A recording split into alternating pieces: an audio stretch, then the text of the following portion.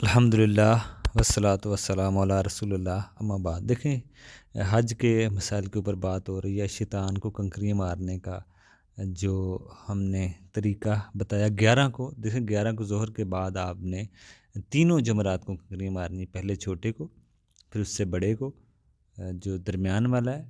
दोनों को मारने का कोई भी अंदाज़ जैसे भी आपको आसानी हो, दुआएं करें दोनों को मारने के बाद। तीसरे को मारने के बाद एक मखसूस अंदाज़ है, वहाँ आप सामने खड़े होकर उसको कंकरियाँ मारें साथ, और इस पे दुआ करना बरल साबित नहीं है। ये ये इसमें तरीका 11 को जो ये काम करना है। तो 12 को भी इसी तरह ही आप करें, सेम ही इसमें अमल है। बाकी बहुत से लोग इन जमरात को एक हकीकी शैतान समझ के कंकरियाँ मार रहे होते हैं। देखिए, ये शैतान नहीं है, वो लोग इसको शैतान समझ रहे होते हैं। ये शैतान नहीं है, ये अल्लाह के नबी की एक सुन्नत है। ना उनको शैतान समझकर आप कंकरियाँ उनको शैतान समझ कर कंकरियाँ ना मारें आप। अल्लाह के नबी की सुन्नत समझ कर मारनी चाहिए। लोग गलतियाँ इसमें करते हैं। लोग इसमें बाद लोग गालियाँ दे रहे होते हैं, गाली गलौज कर रहे होते हैं, ये जूते मार रहे होते हैं। समझ लीजिए ये सब गलत है। ये सब शैतान को खुश करने वाली बातें हैं। इससे अल्लाह नहीं राज़ी होगा। ये शैतान को आप खुश कर रहे हैं। अल्लाह के तो तरीका वही है, जो अल्लाह के नबी का जो तरीका है उसके मुताबिक आप कंकरियाँ मारें। छोटी छोटी कंकरियाँ होती हैं चने के दानों के बराबर। ये भी नहीं कहा बड़े बड़े पत्थर ले लें या जूते ले लें या गालियाँ निकाल रहे हैं। ये शैतान को खुश कर रहे हैं। शैतान को आप उस तरह जो तरीका है उसी तरह आप मारें, तो ये फिर बात है। बाकी ये सुन्नत है। बाकी आप शैतान नहीं, वहाँ पे आप शैतान समझ के मार रहे होते हैं, ये गलत तस्वर है। बाकी जिस तरह 11 ज़ुल्हज को आपने किया है, 12 को भी उसी तरह ही करना है। का आप ज़ोहर के बाद पहले जमरात को कंकरियाँ मारें साथ, फिर दूसरे को, फिर तीसरे को। पहले के बाद भी दुआ करें, दूसरे के बाद भी, और तीसरे के बाद दुआ साबित नहीं है। तो ये है, इसमें बात है। फिर अपने आप 12 ज़ुल्हज को भी ऐसे करें, फिर आपका समझ लीजिए हज मुकम्मिल हो गया। अगर आप 13 ज़ुल्हज को कंकरियाँ मारना चाहते हैं तो फिर रुक जाएं। नहीं रुकना चाहते तो आप मिना से मक्का जा सकते हैं मगरिब से पहले पहले। बाद में फिर आपको 13 को भी रुकना पड़ेगा और सेम वही काम करना पड़ेगा। अपने होटल में आप हज मुकम्मल समझ लें आपका हो गया। आप 13 ज़ुल्हज को कंकरियाँ मारने के बाद, बल्कि आपने तो 13 को भी कंकरियाँ मारी, सुन्नत तरीका यही है। लेकिन इजाज़त है, 12 को भी बरल जा सकते हैं मगरिब से पहले पहले। बाद में आपको नहीं तो फिर रुकना पड़ेगा 13 तक। दूसरा मसला, कंकरियाँ खुद मारनी चाहिए, ये भी एक बात है। बाज़ लोग कंकरियाँ जो है ना वो कोई मार रहा होता है, ये खुद मारें। सिवाय वो को जो बूढ़े हो, कमज़ोर हो, मरीज़ वगैरह, जिसको वो किसी को वकील बना दें, अपना वकील बनाकर वो कंकरियाँ मार सकते हैं, बशर्ते कि वकील पहले अपनी मार चुका हो कंकरियाँ। वो पहले अपनी मारे कंकरियाँ, ठीक है ना। बाद में किसी की तरफ से वकील मार सकता है जमरात को कंकरियाँ। बल्कि आजकल तो खैर बड़ी सहूलत है कंकरियाँ मारने की। पहले तो खैर बड़ा मुश्किल था, आजकल तो इतना कोई मुश्किल नहीं है, आसानी है। 4-5 मंजिलें बन चुकी हैं तो पर आसानी है मारने। ये समझ लें आपका हज मुकम्मल हो गया। आखिरी काम आपका रह गया वो यही है कि आप तवाफ़ विदा कहें। मक्का छोड़ने के वक़्त आखिरी काम तवाफ़ विदा है। आप 7 चक्कर इसमें लगाने हैं। इसके बाद 2 रकात पढ़ें।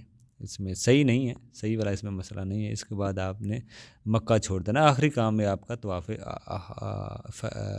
विदा होना चाहिए। ये ज़रूरी है, वाजिब है, फ़र्ज़ है, नहीं तो आपको दम पड़ेगा।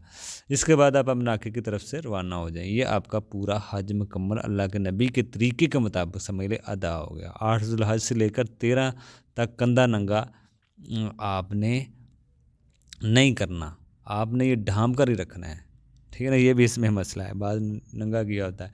देखिए, हैज़ वाली ख़वातीन के बारे में भी आप सुन लें। ये सारा काम करेगी हैज़ वाली औरत। वो औरत अपना तो आप एहराम भी बांधेगी, ठीक है ना, गुस्ल करके, कोई मसला नहीं है।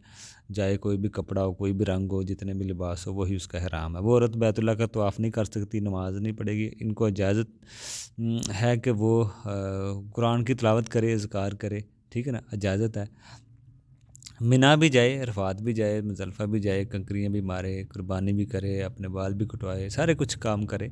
सिर्फ़ बैतुल्लाह का तवाफ़ नहीं करना। जब वो हैज़ से पाक हो तो फिर वो हैज़ से फिर तवाफ़ करेगी, तवाफ़ इफ़ाज़ा करना है। अगर तवाफ़ फ़ाज़ा कर चुकी हो फिर हैज़ आए तो फिर इसको वापसी की तारीख़ में भी अगर मसला हो, वापसी भी आना हो, तो इन पर तवाफ़ विदा साक़त है, वो इन पे नहीं है। वो इनको तवाफ़ विदा की रुख़सत है, बाकी लोगों पर तवाफ़ विदा फ़र्ज़ है। तो इस पे रुख़सत है जो तवाफ़ इफ़ाज़ा के बाद जिसको अगर औरत को आ जाए। लेकिन अगर कोई ऐसा मसला हो कि औरत को जाते ही मतलब ये आ गया 8 को, अब वो इसी तरह ही हालत में है, अब उसको 12-13 तक वो सही नहीं होती, तो फिर या तवाफ़ 10 ज़ुल्हज को उसके साथ ये मसला बन गया, तो उसको उसका मतलब ये नहीं होता, जो तवाफ़ इफ़ाज़ा है ये रुकन है, ठीक है ना। या कोई ऐसा मसला बन गया उसका कि ये अभी इसका अदा ही नहीं हो रहा हज में, यही उसने करना है, पहले वो नहीं कर सकी तवाफ़, अब ये भी उसकी टिकट का भी मसला है। तो फिर बाज़ अहले इल्म ने, इमाम इब्न तैमिया वगैरह के बारे में आता है कि यहाँ और अहले इल्म के बारे में वो मजबूरी है, वो पाक साफ़ हो के बहरहाल तवाफ़ इफ़ाज़ा कर ले जैसे भी है। ये किसी आम मजबूरी की शक्ल में है, अगर बाद में वो कर सकती है तो उससे रुकना चाहिए, वो करे, ठीक है ना। लेकिन अगर कर चुकी हो उसके बाद किसी औरत को ऐसा मसला बन जाए तो फिर तवाफ़ विदा उस पर रुख़सत है, वो तवाफ़ विदा उसके लिए नहीं है, अल्लाह के नबी ने उसको रुख़सत दी है। बाकी औरत के लिए यही है कि वह तवाफ़ ना करे, बाकी उम्र नमाज़ें ना पढ़े, बाकी तो वह सब कुछ कर सकती है, ठीक है ना। जब वो पाक हो जाए तो फिर वो तवाफ़ इफ़ाज़ा ये रुकन है, उसे अदा करना पड़ेगा, ठीक है ना। जैसे हज़रत आयशा के बारे में आता है कि उन्होंने ऐसे ही किया, बल्कि उन्होंने उम्रे का भी किया, उम्रे का भी उनकी ख्वाहिश थी कि उम्रे का भी करें, जो पहले होता है तवाफ़ कुदूम। तो ये बहरहाल इसमें दलाइल हैं जो औरत के बारे में है कि वो तवाफ़ और नमाज़ें नहीं पढ़ेंगी, बाकी सब कुछ करेगी, लेकिन अगर पाक हो जब हो जाए तो फिर ये सारा कुछ कर सकती है। बाकी जो दवायात वगैरह इस्तेमाल होती हैं, औरतें कहती हैं जी हमें दवायात, देखें ये फ़ितरी आप अमल को क्यों रोक रही हैं, इसमें नुकसानात ज़्यादा हैं। सहाबियात के बारे में आप सोचिए, वहाँ पे भी ये मौजूद थी चीज़ें रोकने वाली दवायात, लेकिन उन्होंने इस्तेमाल नहीं की। ये कोई फ़ितरी अमल है, इसके बहुत सारे नुकसानात हो सकते हैं। ज़ाहिर बात है कि आप एक नेचुरल चीज़ है फ़ितरी, आप उसको रोकेंगी तो सोचिए उसके नुकसान क्या हो सकते हैं। तो इसलिए आप ऐसा ना करें। अल्लाह ने जैसे भी औरत की फ़ितरत में चीज़ें रखी हैं, आप आगे पीछे करके ये बहरहाल अदा कर सकती हैं तवाफ़। तो ये इसमें बहरहाल बात है। अस्सलाम वालेकुम।